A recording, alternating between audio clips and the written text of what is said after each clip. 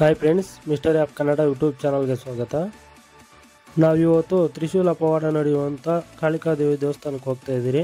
ಈ ದೇವಸ್ಥಾನ ಬಂದು ಹೊಸಕೋಟೆಯಿಂದ 9 ಕಿಲೋಮೀಟರ್ ಆಗುತ್ತೆ, ಭಕ್ತರಳ್ಳಿ ಅಂತ. ಅಲ್ಲಿಗೆ ಹೋಗ್ತಾ ಇದ್ದೀರಿ. ಈಗ ಈ ಭಕ್ತರಳ್ಳಿ ಹೊಸಕೋಟೆಯಿಂದ ಚಿಕ್ಕತಿರ್ತಿಗೆ ಹೋಗೋ ರೋಡಲ್ಲಿ ಬರುತ್ತೆ. ಬನ್ನಿ, ನಿಮ್ಗೆ ತೋರಿಸ್ತೀನಿ ಹೆಂಗೆ ಹೋಗಬೇಕು ಅಂತ.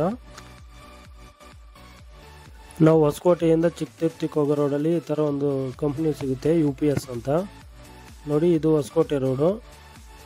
ಆಪೋಸಿಟ್ ಇರೋದು ಚಿಕ್ಕತಿರ್ತಿ ರೋಡು. ಈ ಕಡೆ ಐತೆ ನೋಡಿ, ಇದು ಬಂದು ಚಿಕ್ಕತಿರ್ತಿಗೆ ಹೋಗೋ ರೋಡು. ಇಲ್ಲಿ ಹಾಕೈತೆ ನೋಡಿ ಬೋರ್ಡು. ನಾವು ಇಲ್ಲಿಂದ 1 ಕಿಲೋಮೀಟರ್ ಒಳಗಡೆ ಹೋದರೆ ಊರು ಎಂಟ್ರೆನ್ಸಲ್ಲೇ ಸಿಗುತ್ತೆ ಈ ದೇವಸ್ಥಾನ.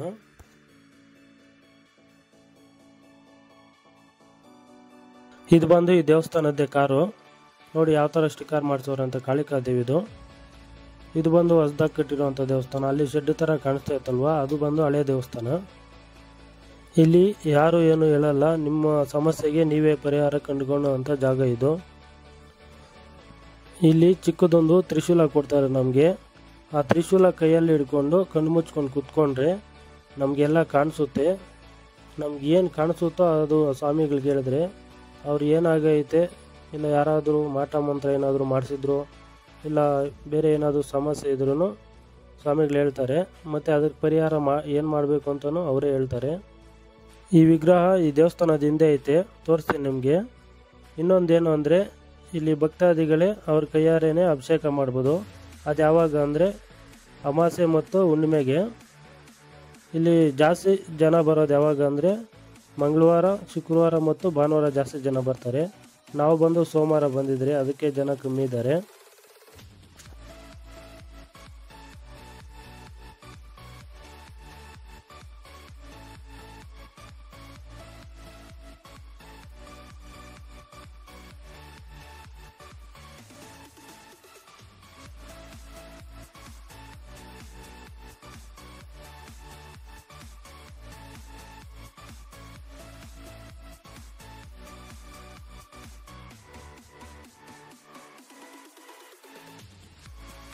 ಬನ್ನಿ, ಈಗ ಕಾಳಿಕಾದೇವಿ ದರ್ಶನ ಮಾಡ್ಕೊಬರೋಣ. ಈ ಅಮ್ಮನ ನೋಡ್ತಾ ಇದ್ರೆ ಏನೋ ಒಂಥರ ಸಂತೋಷ ಆಗುತ್ತೆ. ಬನ್ನಿ, ನಿಮಗೂ ತೋರಿಸ್ತೀನಿ. ಈಗ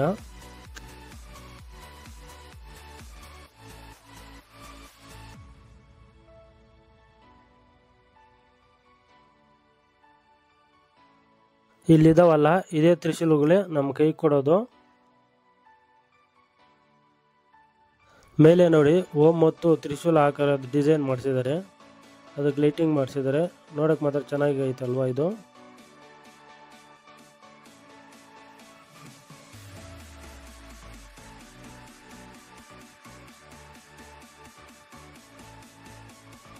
ಅವಾಗೆ ನಿಮ್ಗೆ ಈ ಚಿಕ್ಕ ಚಿಕ್ಕ ದೇವರ ವಿಗ್ರಹ ತೋರಿಸಿರಲಿಲ್ಲ.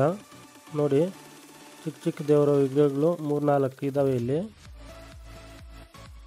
ಒಂದು ವೇಳೆ ನಾವಿಲ್ಲಿ ತ್ರಿಶೂಲ ಹಿಡ್ಕೊಂಡು ಕುತ್ಕೊಂಡಾಗ ನಮಗೇನು ಕಾಣಿಸಿಲ್ಲ ಅಂದರೆ ಪಕ್ಕದಲ್ಲೇ ಇನ್ನೊಂದು ದೊಡ್ಡದೊಂದು ತ್ರಿಶೂಲ ಕೊಡ್ತಾರೆ. ಅಲ್ಲಿ ಬೆಂಕಿ ಐತೆ, ತೋರಿಸ್ತೀನಿ ಅದು ನಿಮಗೆ.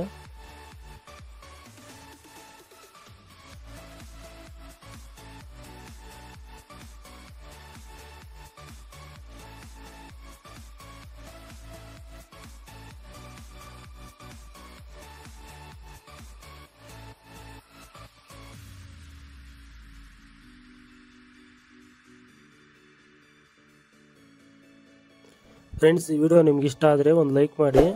ಹಾಗೆ ಹೊಸಬ್ರು ಯಾರಾದರೂ ನಮ್ಮ ಯೂಟ್ಯೂಬ್ ಚಾನಲ್ ನೋಡ್ತಾ ಇದ್ದರೆ ಚಾನಲ್ ಸಬ್ಸ್ಕ್ರೈಬ್ ಮಾಡ್ಕೊಳ್ಳಿ. ಇದೇ ಥರ ವಿಡಿಯೋಗಳು ಇನ್ನೂ ಹಲವಾರು ಬರ್ತಾ ಇರ್ತವೆ ನಮ್ಮ ಚಾನಲಲ್ಲಿ. ಫಸ್ಟಲ್ಲಿ ಬ್ಯಾನರಲ್ಲಿ ತೋರಿಸಿದ್ನಲ್ಲ ದೇವ್ರ ವಿಗ್ರಹ, ಆಮೇಲೆ ತೋರಿಸ್ತೀನಿ ಅಂತ. ಇಲ್ಲೇ ಇರೋದು ನೋಡಿ, ಇದು ಯಾರೋ ಅರ್ಕೆನೋ ಇತ್ತೇನೋ, ದೀಪಗಳೆಲ್ಲ ಮಾಡ್ಕೊಬಂದು ಪೂಜೆ ಮಾಡ್ತಾವ್ರೆ. ಇಲ್ಲಿ ಪೂಜೆ ಮಾಡೋಕ್ಕೆ ಅಂತ ಯಾರೂ ಇರಲ್ಲ. ನಮ್ಮ ಭಕ್ತಿ ನಮ್ಗೆ ಎಷ್ಟು ಇಷ್ಟ ಆಗುತ್ತೋ ಅಷ್ಟು ನಾವೇ ಪೂಜೆ ಮಾಡ್ಕೋಬೋದು. ಈ ಅಮ್ಮನ ಬಂದು ಕೈಯಲ್ಲಿ ಒಂದು ತಲೆ ಇಟ್ಕೊಂಡವಳೆ, ಕಾಲು ಕೆಳಗಡೆ ಒಂದು ತಲೆ ಇಟ್ಕೊಂಡವಳೆ. ತೋರಿಸ್ತೀನಿ ಬನ್ನಿ. ಕೈಯಲ್ಲಿ ಇಟ್ಕೊಂಡಿರೋದು ನೋಡಿ, ಅಲ್ಲಿ ಕಾಣಿಸ್ತೈತಲ್ವ, ಅದು ಕಾಲು ಕೆಳಗಡೆ ತೋರಿಸ್ತೀನಿ ಬನ್ನಿ.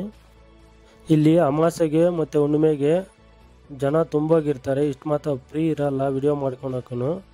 ಅದಕ್ಕೆ ನಾವು ನೋಡಿಕೊಂಡು ಸೋಮವಾರ ದಿನ ಬಂದಿದ್ದು. ಇಲ್ಲಿ ನೋಡಿ ಹುತ್ತ ಐತೆ ಒಂದು, ಹುತ್ತಕ್ಕೆಲ್ಲ ಅರಿಶಿನ ಕುಂಕುಮ ಎಲ್ಲ ಹಾಕಿದ್ದಾರೆ. ನೀವು ಈ ತಾಯಿ ಪವಾಡ ನೋಡಬೇಕು ಅಂದರೆ ಅಮಾವಾಸ್ಯೆ ಮತ್ತು ಹುಣ್ಣಿಮೆಗೆ ಬನ್ನಿ, ಇಲ್ಲ ಫ್ರೀಯಾಗಿ ನೋಡ್ಕೊಂಡು ಹೋಗಬೇಕು ಅಂದರೆ ಸೋಮವಾರ ದಿನ ಬನ್ನಿ, ಫ್ರೀಯಾಗಿರುತ್ತೆ.